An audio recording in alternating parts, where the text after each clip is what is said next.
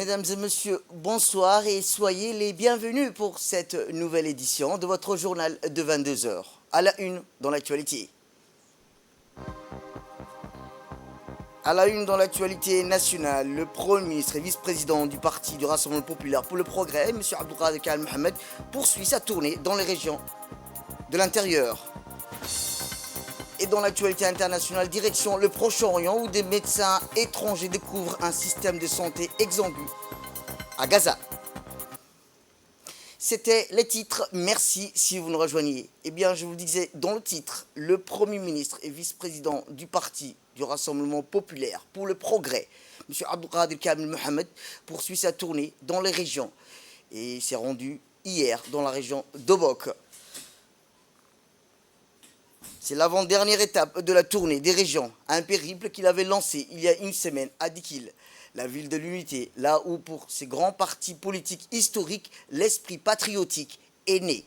C'est sous la conduite de son vice-président, M. Abdelkader Kal Mohamed, et accompagné par le secrétaire d'État au sport, M. Hassan Mohamed Kamil, et entouré de ses secrétaires nationaux, membres du haut comité exécutif du Parti du Rassemblement Populaire pour le Progrès.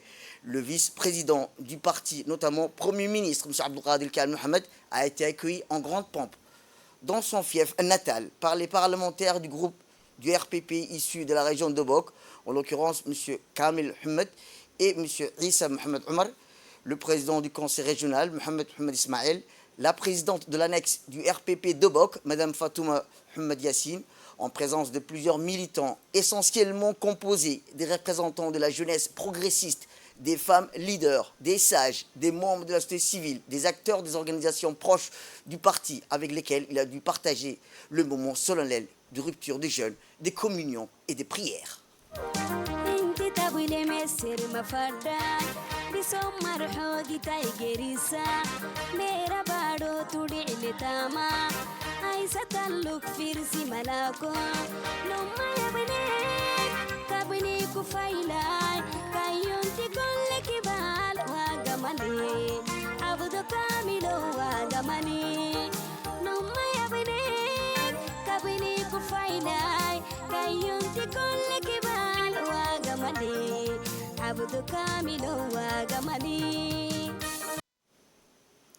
Tout de suite après, au conseil régional de la capitale historique Hayou, sous une pluie fine, inattendue, un accueil chaleureux marqué par des danses folkloriques, des chants a été l'engouement et l'enthousiasme réservé au vice-président du parti RPP et à la délégation qui l'accompagne. Cette tournée RPP, qui s'inscrit également dans la file droite des valeurs fondamentales du Parti du Rassemblement Populaire et des lignes directrices des principes de la culture, du dialogue permanent, des actions de proximité et de solidarité prônées par le président du parti, président de la République, son Excellence Ismaël Omar Guelleh, a véritablement permis aux Obokois et au Premier ministre et vice-président du parti RPP d'échanger et de débattre sans filtre sur un éventail de thématiques et des problématiques du quotidien. De son côté, le Premier ministre a longuement écouté et discuté avec les participants et apporté les réponses adéquates aux attentes et soucis de la population obokois.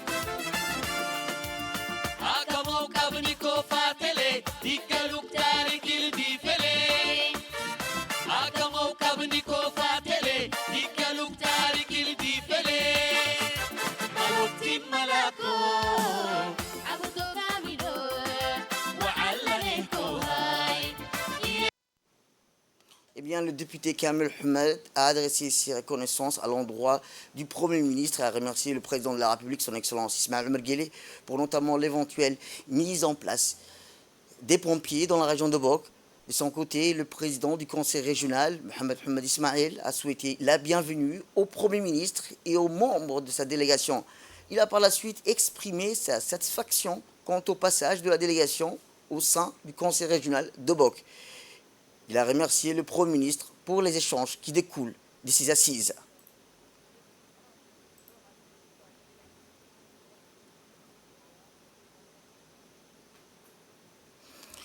De son côté, le Premier ministre a longuement écouté et discuté avec les participants et apporté les réponses adéquates aux attentes et soucis de la population. Le vice-président du parti, M. Abdelkader Kamel Mohamed, a rappelé l'intérêt de la tournée qu'il a entreprise à travers les régions de l'intérieur. Selon le Premier ministre, cette tournée reflète l'attachement des dirigeants du parti aux valeurs fondatrices du parti et aux idéaux que nos aînés nous ont légués, a-t-il rappelé. C'est aussi l'occasion d'affermir la foi en Dieu et de renforcer le sens du partage et de communion entre nous, familles, politiques, en cette période de Ramadan, a souligné le Premier ministre, M. Abdelkader Kamel Mohamed. Il n'a pas manqué de mettre en lumière toutes les avancées réalisées à Obok depuis l'arrivée en 1999 et d'ajouter l'ensemble, nous allons améliorer ce qui reste à faire, a-t-il indiqué. Par ailleurs, le Premier ministre est revenu sur la situation en mer Rouge qui nous inflige de lourdes conséquences économiques.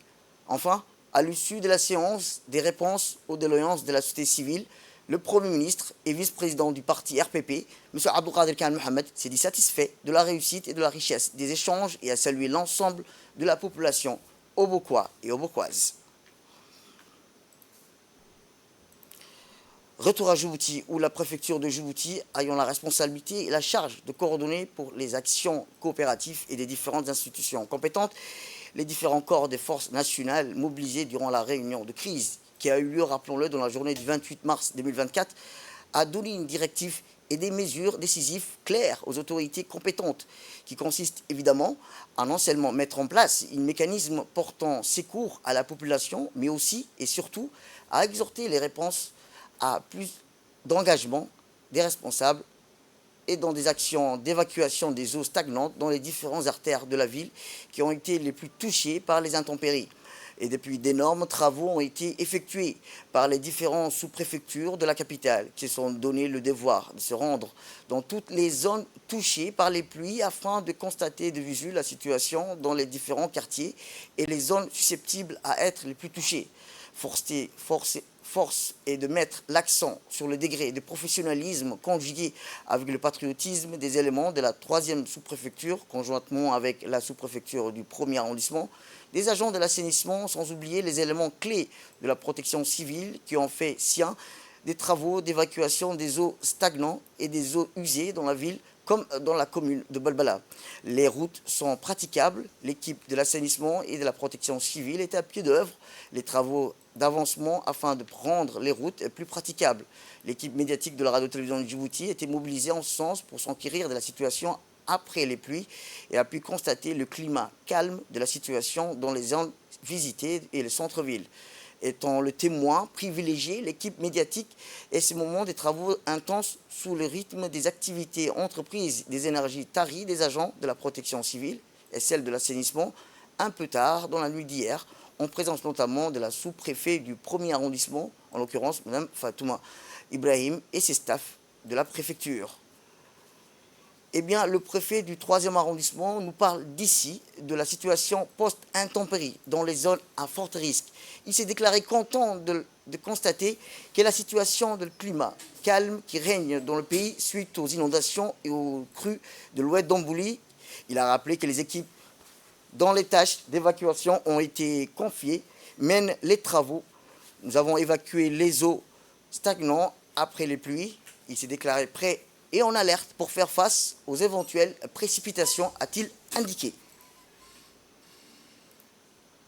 Eh bien, la préfète du 1er arrondissement, Mme Fatouma Ibrahim, a quant à elle souligné la nécessité de coopération dans le but d'agir urgemment contre l'évacuation des eaux pluviales stagnantes, des eaux usées.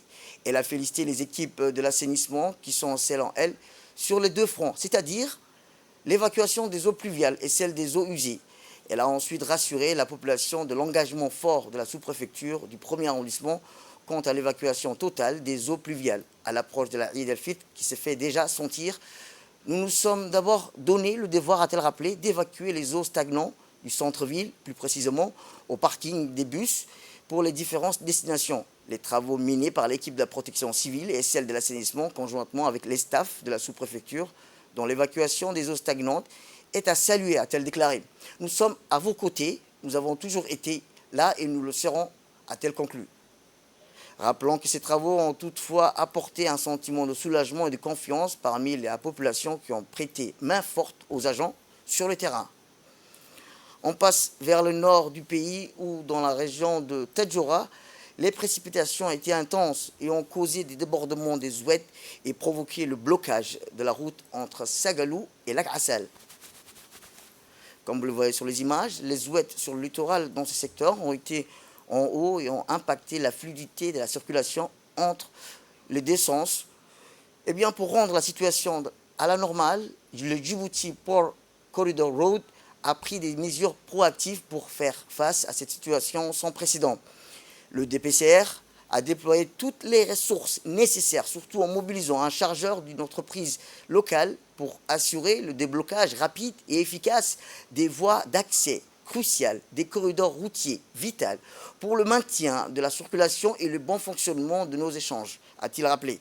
Le DPCR souhaite réitérer son engagement indéfectible à veiller sur la sécurité et à la praticabilité de nos réseaux routiers et ne ménagera aucun effort pour continuer à surveiller la situation, intervenir promptement lorsque nécessaire et assurer la maintenance continue de nos infrastructures routières, ont-ils déclaré les responsables du DPCR. Du nord, on passe vers le sud du pays, plus précisément à Ali Sébié, où dans le cadre de la lutte contre le trafic illicite des marchandises de contrebande de tout genre, la brigade de la douane d'Ali Sébié, en collaboration avec le détachement de la police d'Ali Sébié, ont intercepté à proximité périphérique du secteur de la frontière de Galilée une importante quantité de marchandises de canne de contrebande. La marchandise saisie à cette occasion était de 300 kg de canne. Les contrebandiers voulaient acheminer cette marchandise illicite à Ali Sébié. Selon la procédure standard en vigueur, cette quantité a été détruite sur place en présence du chef de la brigade de la douane d'Ali Sébié, M.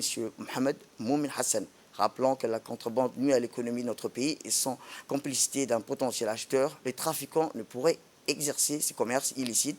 Il incombe donc à chaque citoyen de mener de son côté cette lutte pour mettre à terme ce fléau. Dans l'actualité internationale, je vous le disais dans le titre, des médecins étrangers découvrent un système de santé exsangu à Gaza. Eh bien, des médecins étrangers en activité depuis mi-mars à l'hôpital des martyrs Al-Qas'a ont fait une immersion de 7 jours qui a permis à ces praticiens de découvrir un système sanitaire décimé par 6 mois d'opérations militaires israéliennes dans l'enclave palestinien. L'hôpital des martyrs Al-Qas'a a normalement une capacité d'environ de 160 lits, c'est l'Organisation mondiale de la santé, mais il doit aujourd'hui faire face à quelques 800 patients selon le personnel. Les bombardements et l'offensive israélien à Gaza ont tué quelques 32 000 Palestiniens et ont blessé presque 75 000 autres dans ces territoires à 2,3 millions d'habitants. Et à Madagascar, au moins 11 personnes ont été tuées par le cyclone Gaman qui a frappé au nord de Madagascar à l'aube, selon les autorités locales. Le cyclone tropical qui était censé contourner l'île de l'océan Indien a changé de cap pour s'abattre sur la pointe nord de la grande ville avec des vents moyens de 150 km à l'heure et des rafales de 210 km à l'heure. Plusieurs fleuves et rivières ont quitté leur lit avec pour conséquence d'énormes inondations, des ponts effondrés et des routes coupées, selon le Bureau national des gestions des risques et des catastrophes. C'est tout pour cette édition. Merci à vous de nous avoir suivis. Restez avec nous pour la suite de nos programmes télévisés. Le programme continue sur Télé Djibouti. Restez avec nous.